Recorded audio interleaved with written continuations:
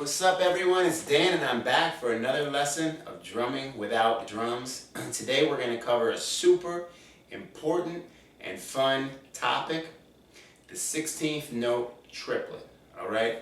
So, quick little recap before we get to 16th note triplets. Remember from my last lessons, and I explained all drumming is dividing a beat into different parts, right? We start with quarter notes, 1, 2, 3, 4. Then you divide those into two parts to get eighth notes, right? And they're twice as fast.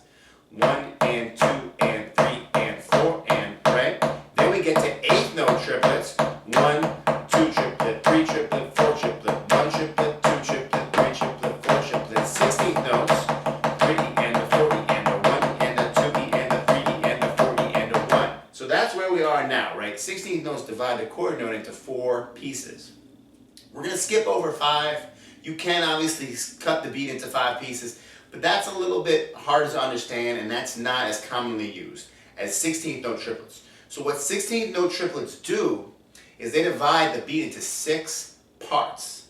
Okay? That sounds kind of tricky, probably. Oh wow, 6 parts. That's crazy. But you know what? We already learned 8th note triplets. So 16th note triplets are just a continuation of 8th note triplets, and they're actually a little bit easier to understand because you can count regular 8th notes while playing 16th note triplets, which is not the case with 8th note triplets. Remember how when we're counting 1 and 2 and that doesn't line up with 1 triplet, 2 triplet, 3 triplet, 4 triplet. That's why we have to count 8th note triplets differently, right?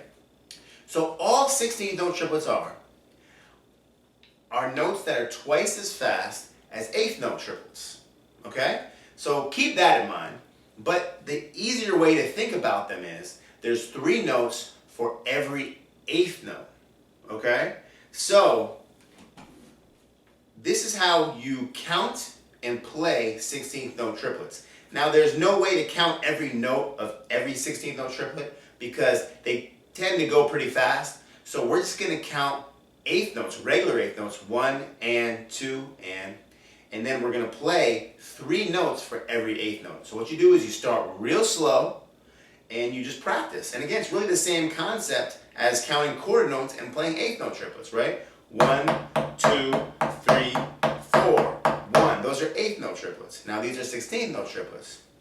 3 and 4 and 1 and 2 and 3 and 4 and 1 and 2 and see how that works? 3 and 4 and 1 and 2 and 3 and 4 and 1. Actually, you should start slow because this is a pretty difficult subdivision to play, especially when you get it going fast. So to really understand it, let's slow it down. So this is a great way to play it, okay? Play 8th notes with your alternating hands, and then so play that for a 1 measure, and then on the 2nd measure, play your 16th note triplets as you still count the 8th notes. So check it out. And I'm going to go slower. 3 and 4 and 1 and 2 and 3 and 4 and 1 and 2 and 3 and 4 and 1 and 2 and 3. See that? And 4 and 1 and 2 and 3 and 4 and 1. So just keep in mind again, when you're playing triplets, you're alternating sticking when you hit every 8th note. So it's like 1 and then you're on your left on every and. Then you go back to, on beat 2, you're on your right hand. And then on the and, you're on your left hand, right? So keep that in mind, and it's helpful to accent every 8th note that you play. So see how I was going 1 and 2 and. Accent means play a little stronger, play the beat a little bit louder.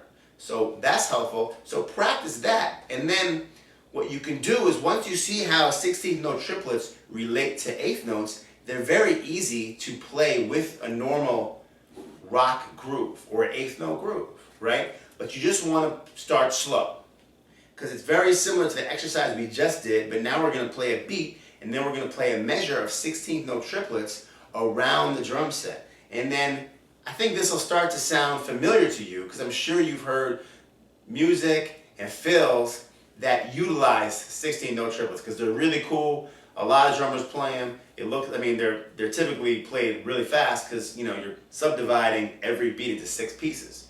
So let me give you that example. 1 measure of rock groove followed by a measure of 16-note triplets around the kit. Ready?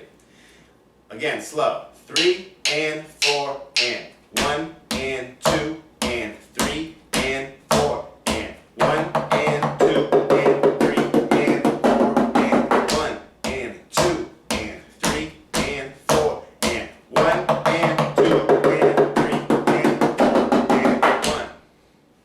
And you can mix those up. You don't have to play 6 notes on each drum.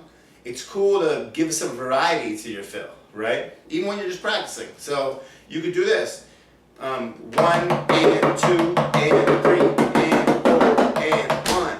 See, it doesn't really matter where you play your notes, but start off by going 6 on each drum, okay? And then when you get that good, you understand where 16-note triplets line up with 8th notes, you can then go faster and really impress your friends and your family. So check it out. 3 and 4 and 1 and 2 and 3 and 4 and 1 and 2 and 3 and 4 and 1 and 2 and 3 and 4 and 1 and 2 and 3 and 4 and 1 and 2 and 3 and 4 and 1 and 2 and 3 and 4 and 1.